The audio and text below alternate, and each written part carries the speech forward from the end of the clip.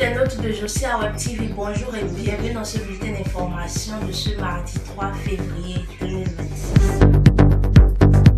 Au sommaire de cette édition, après les élections communales et municipales de 2026, la Cour suprême est saisie de plusieurs recours. Des décisions sont attendues dans les prochains jours. Mise à disposition des logements sociaux à Abomey-Calavi-Puerto et à Porto Novo. Les premiers bénéficiaires officiellement installés.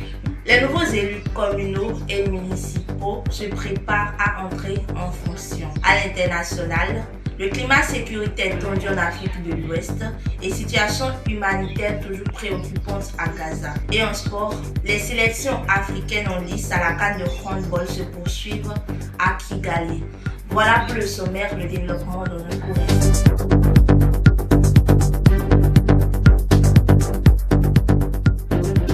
C'est dans l'une des grandes salles de conférence de Novotel que le chef de l'État, Patrice Talon, a procédé ce mardi 3 février 2026 à Cotonou à la Vision Bénin 2060. Bénin Vision 2060 est la vision nationale de développement à long terme du Bénin, adoptée officiellement par l'Assemblée nationale le 4 juillet 2025 et promulguée par le président de la République le 10 juillet 2025.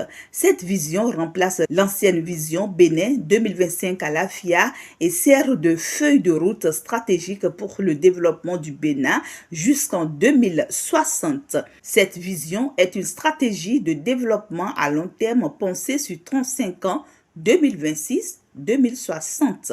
Pour guider les politiques publiques, renforcer les cohérences des actions de l'État et orienter les choix de développement socio-économique. Bénin Vision 2060 a été élaboré de façon inclusive avec la participation de citoyens de toutes les couches de la société, jeunes, femmes, hommes, personnes à besoins spécifiques, diaspora, etc. Bénin Vision 2060 a pour objectif principal de faire du Bénin à l'horizon 2060 un pays de paix, de bonne gouvernance, de prospérité, de rayonnement culturel et international et de bien-être commun résumé souvent par Bénin 2060, un monde de splendeur. Cette vision se repose sur 4 piliers fondamentaux, dont la paix, la bonne gouvernance, la prospérité, le rayonnement culturel et international. Bénin Vision 2060 est également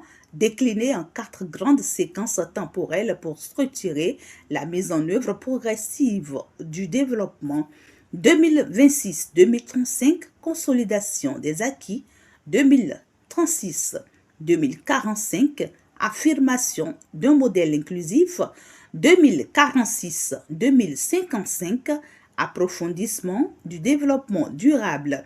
2056-2060, pérennisation du bien-être social. Bénin Vision 2060 a pour rôle de constituer un cadre juridique et stratégique obligatoire pour toutes les politiques publiques et les plans quinquennaux sectoriels, assurant ainsi une continuité et une cohérence dans l'action publique, quel que soit le gouvernement en place. En résumé, Bénin Vision 2060 est une carte pour l'avenir du Bénin, un projet de transformation structurelle partagé nationalement et juridiquement ancré visant à faire du Bénin une nation stable, prospère et rayonnante d'ici l'an 2060. Bonjour et bienvenue dans ce bulletin d'information. Démarrons ce bulletin d'information par l'actualité politique avec les élections communales et municipales du 11 janvier 2026 au Bénin. Après la proclamation des résultats définitifs des élections communales et municipales, la Cour suprême a été saisie de plusieurs recours introduits par des partis politiques et des candidats. Ces démarches judiciaires visent à faire examiner certaines irrégularités alléguées lors du scrutin. Les institutions de la République appellent au calme, au respect de la loi et des décisions de justice, alors que le processus d'installation des conseils communaux se poursuit. Le gouvernement a procédé à la mise à disposition officielle des logements sociaux sur les sites de Wedo, dans la commune d'Abomey-Calavi et à Porto Novo. Les premiers bénéficiaires ont reçu les clés de leur logement dans le cadre du programme national des logements économiques et sociaux destiné à améliorer un habitat décent pour les ménages à revenus modestes et moyens. Vous voulez acquérir, vous voulez accéder au logement ici, il vous faudra simplement 175 000 fois 2. Vous déposez votre dossier, vous remplissez les formulaires et nous traitons et nous vous attribuons cela.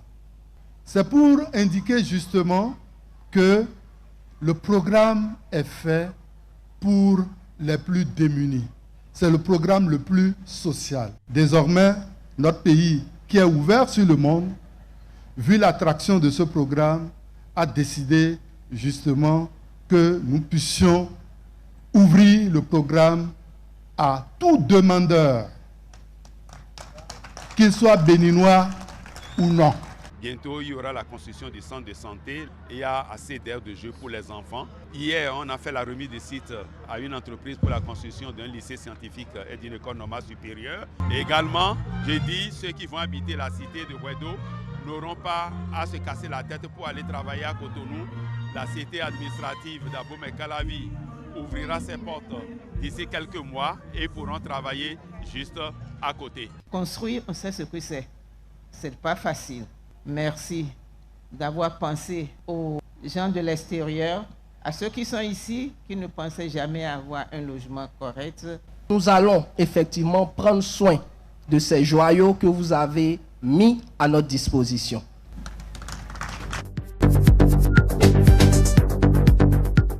Parlons de gouvernance locale, capsule d'installation des élus locaux des communales et municipales de l'ère de la décentralisation. À quelques jours de la prise de fonction des nouveaux responsables communaux, l'attention est désormais portée sur les défis de la gouvernance locale, notamment le développement de proximité, l'assainissement et la gestion des services sociaux de base.